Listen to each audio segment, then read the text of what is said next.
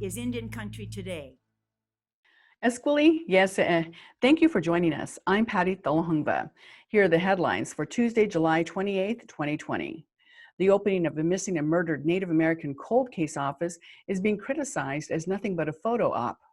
It's great, so, to be with you once again as we advance another critical initiative and something that's very close to the heart of this administration and the president, solving these cold cases that exist and opening the first Indian Affairs Cold Case Task Force office in the United States.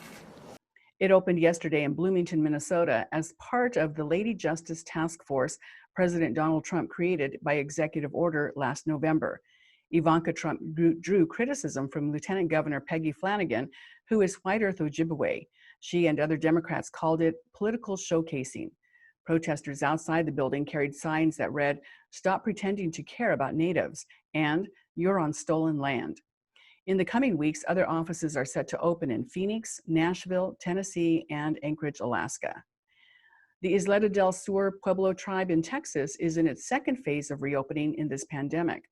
The Pueblo is located just outside of El Paso, Texas, where weekly reports are showing a rise in hospitalizations. That data also shows the infection rate is highest in people between the ages of 20 and 49 years old. The tribe is exercising caution and following CDC guidelines during the partial reopening, according to its website. The annual Rocking the Res powwow that was slated for October is canceled. The tribe has set up checkpoints and mandated curfews. There's also a travel ban for tribal members. No word on how many tribal members have tested positive for COVID-19. As schools across the country decide when to reopen, the Chihuahua boarding school in Oregon is telling students and parents it will not reopen in the fall. Instead, the boarding school will offer online classes. Chihuahua is the country's oldest continuously operated boarding school for Native Americans. It opened in 1880. Oregon Public Broadcasting is reporting that safety was a top concern raised during a conference call with federal officials, tribal leaders, and school officials. Besides trying to figure out how students could physically distance in class, they also have to deal with life in the dorms, and also how students can safely travel from their reservations to the school. Sherman Indian High School, which is another government boarding school, asked parents and guardians to take a survey on whether to reopen. That school is in Southern California. Survey results have not yet been released. A push to include Indigenous lacrosse team in the 2022 World Games is gaining traction. Nearly 37,000 people have signed a petition to include the Iroquois Nationals in the next World Games, which will be the first time the men's lacrosse game will be played in the World Games. Qualifications were based primarily on final placement in the 2018 World Lacrosse Men's Championship. The Iroquois Nationals placed third, yet they were not invited to the games, while lower-ranked teams were invited. The Change.org petition is hoping to get 50,000 signatures. And now for an update on COVID-19 in Indian country, let's go to Jordan Benebigay. Jordan? Yate Patty, Yate Shikisto Shudine. We have COVID-19 updates from 6 tribes across the country. And here's a look at the latest numbers from our database. There are 15,156 positive cases and 622 deaths in the Indian health system. Again, that's a total of 15,156 positive cases and 622 deaths as of July 28th. In New Mexico, the Mescalero Apache tribe saw an increase of 22 cases since last week. Tribal officials say this makes 55 cases and 1 death in total. Of the 55 cases, 46 live on the Mescalero reservation and 9 are tribal citizens who live off the reservation. The tribe implemented an executive order over the weekend requiring residents on the Mescalero reservation to stay home for 2 weeks. Only 1 person can leave on Mondays and Thursdays during a 4-hour period to get food and other necessities. No outside visitors are allowed, even if they are tribal citizens who do not live on the reservation. And Mescalero Apache schools will remain closed until September 8th. And it's not really clear what the penalties are if these rules are violated. And this executive order will ends on August 7th. The Red Lake Band of Chippewa Indians in northern Minnesota announced more cases on its reservation too. The tribe reports a total of 17 cases since March, Patty. All right. Well, we're seeing, again, a lot of tribes imposing lockdowns even though the state they're located in do not have those similar lockdowns. Jordan Ben Begay, thank you so much. Yeah. And we'll be right back.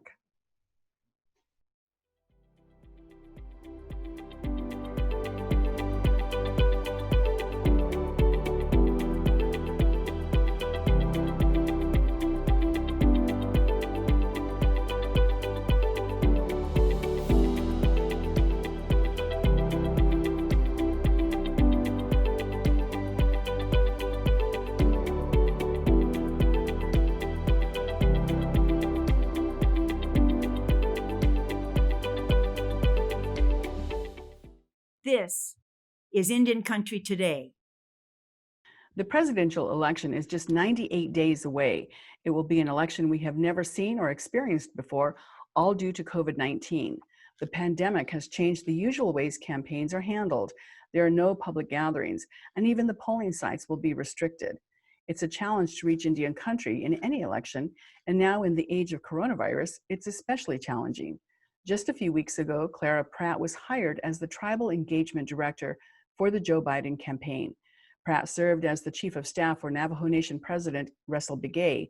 She was the Executive Director of the DC office for the Navajo Nation, and she is the founder and CEO of Strongbow Strategies, a firm that handles IT and cybersecurity support, emergency management, among other things. Welcome, Clara. Yeah, Dave, Addie, it's nice to be here. Well, again, campaigns are always very tough in any election year, but this one is extraordinary. How are you handling reaching Native voters in this pandemic? That's a great question. One of the main things that we're doing, of course, is this digital outreach. In that effort, we have to be really mindful that the digital divide in Indian country is severe in many places. So we need to make an effort to meet people where they're at.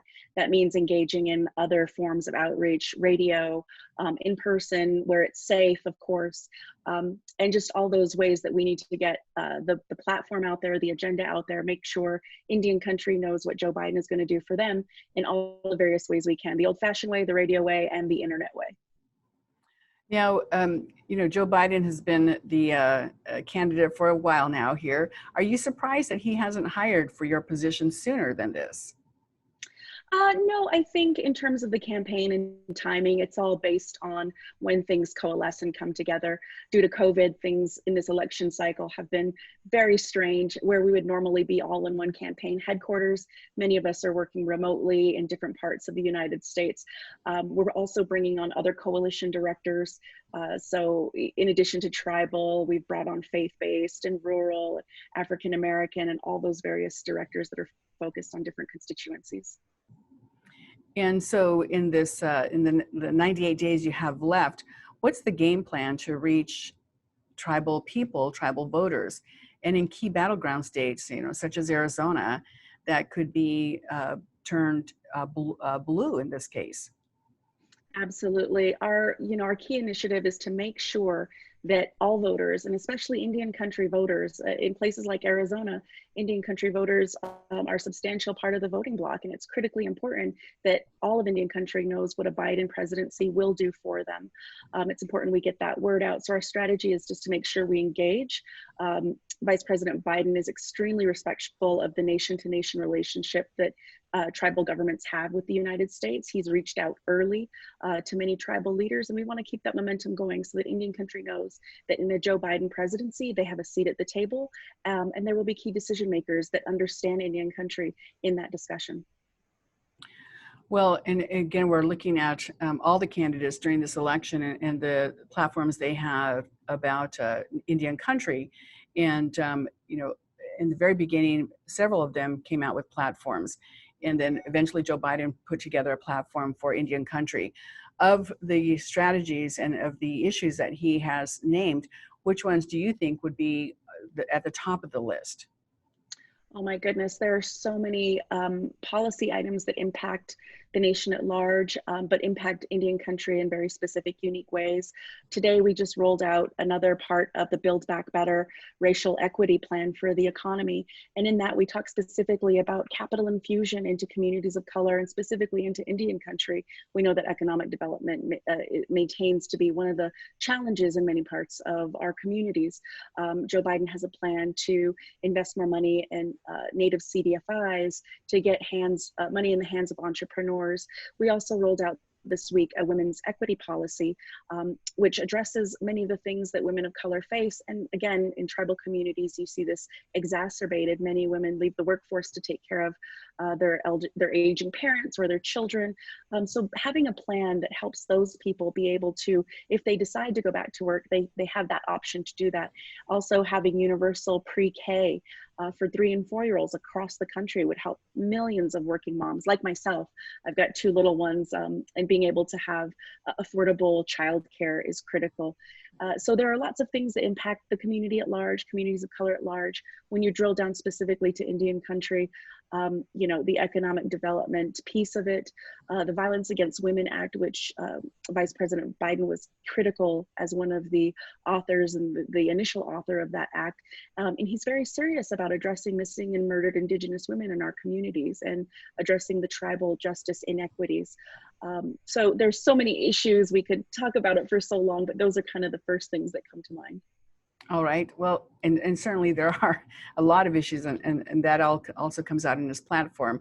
But you were also the National Director for the U.S. Small Business Administration under the Native American Affairs Department there, and that was an appointment under the Obama presidency. So drawing on that experience and looking at what you just said about Biden trying to infuse money into the Indian communities to build the infrastructure there. From your work with the SBA, do you see areas that could be elevated in Indian country?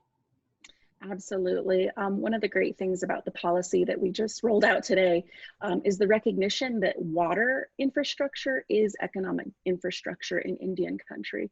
That is a huge issue in many parts, especially of the Southwest, when we're talking about infrastructure as a whole, and we're talking about climate change and protection of the environment, which we've come out very strongly with some policy on that.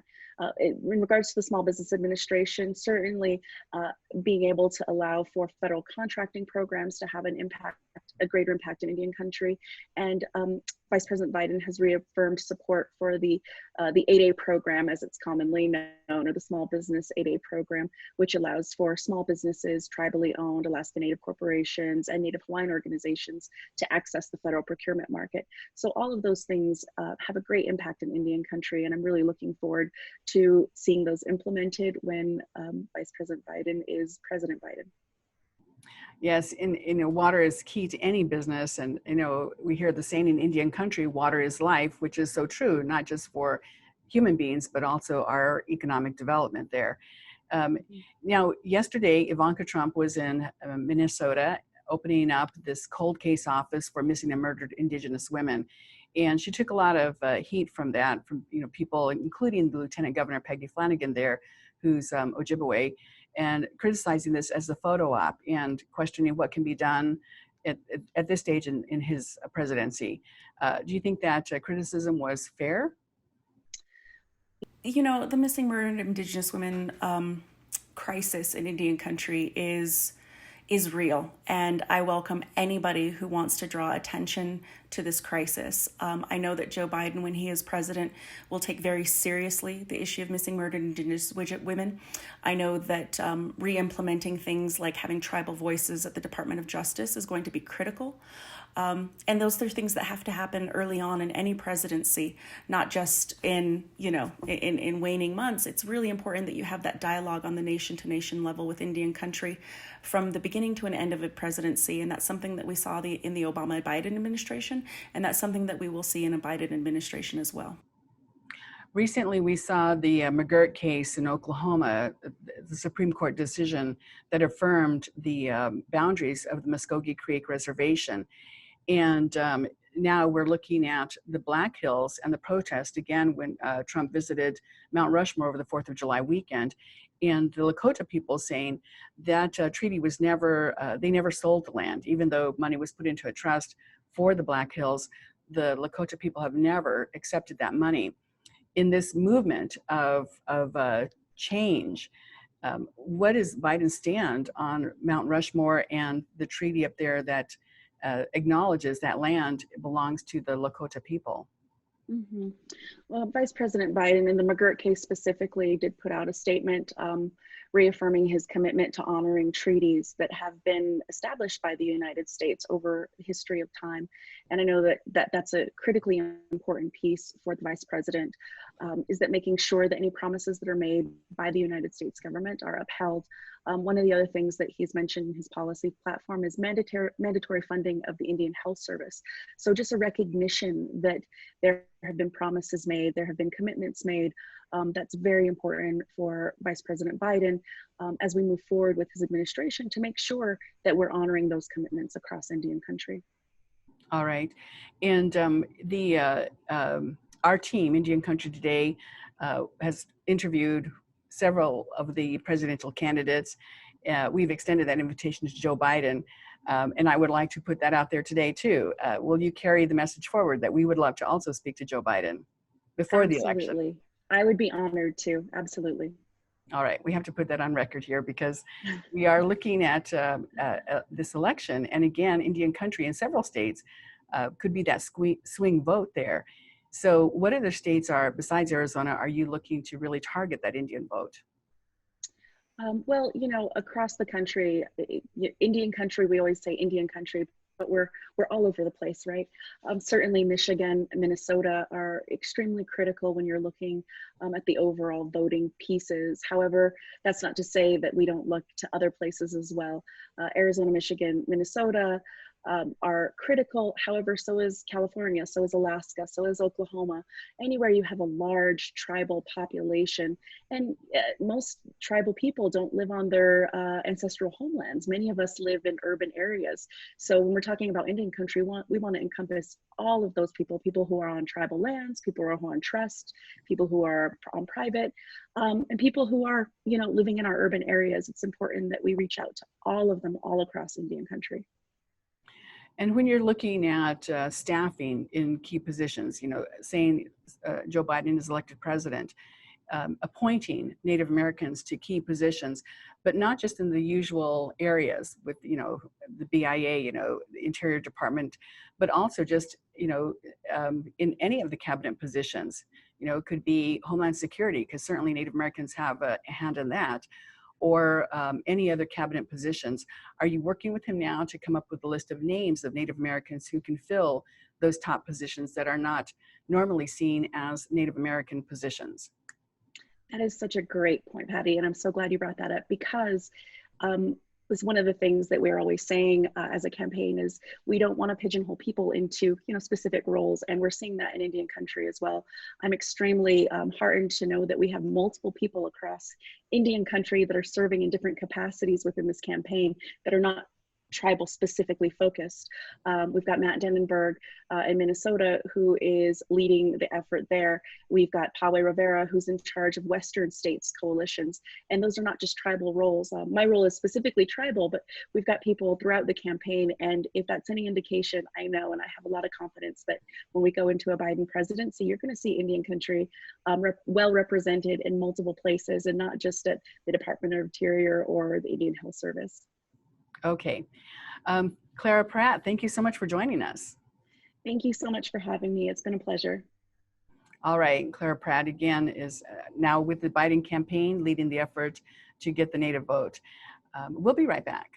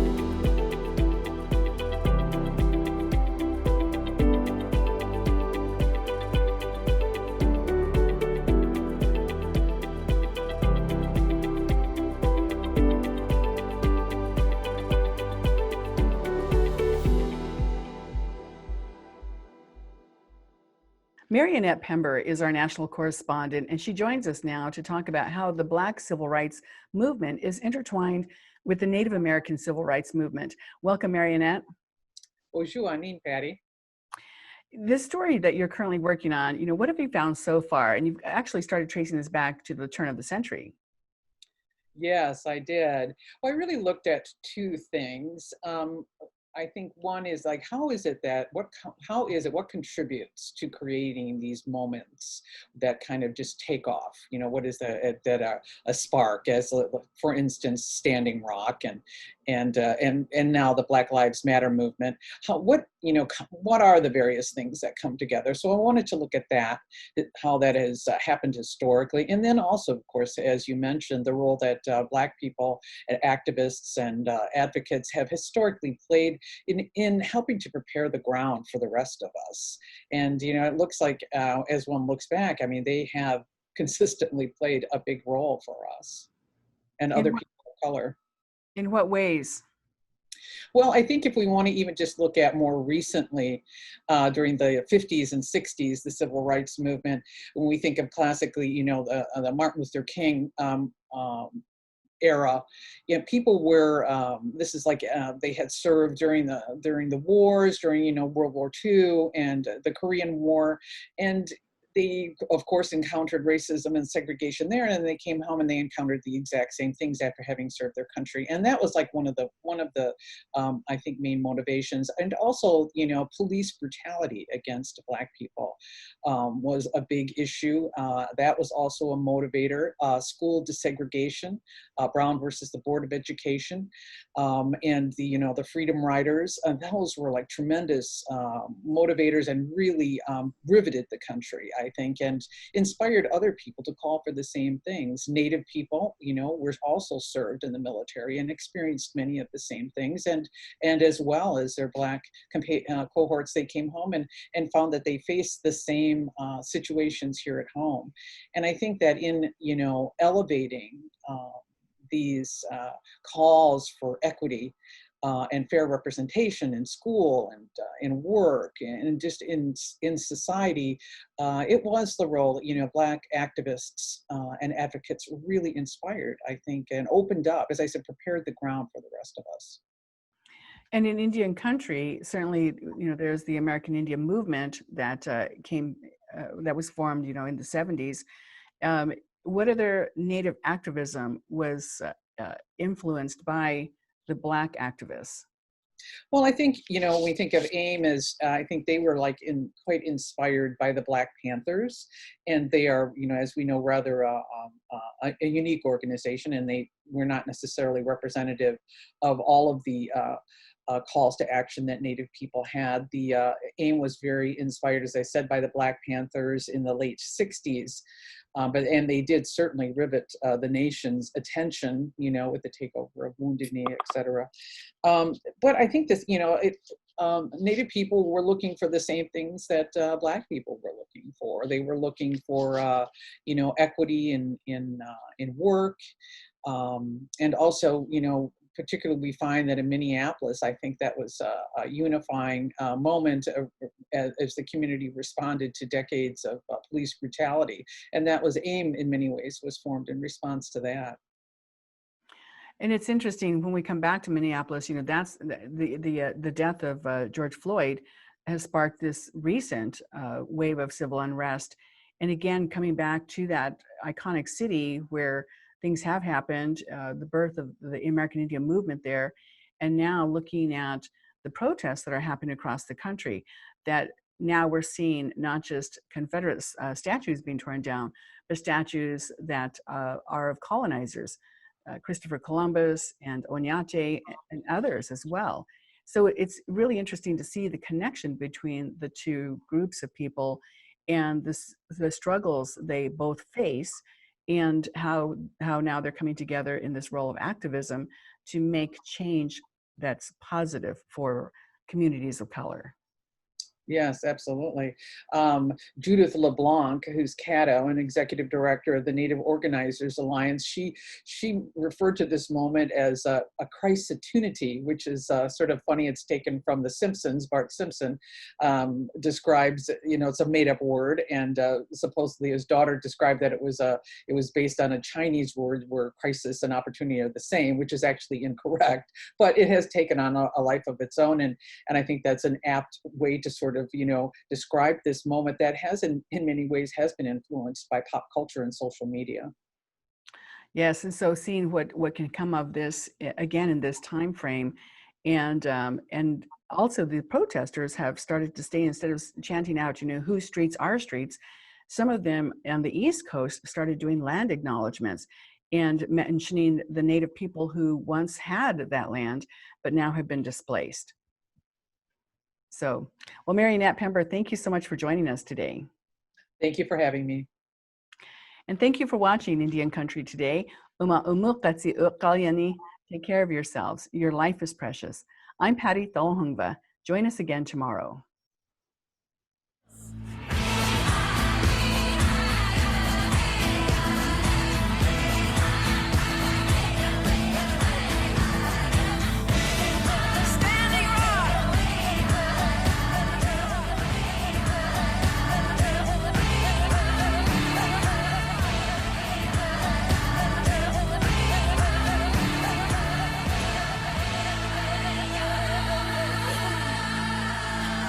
This is Indian Country Today.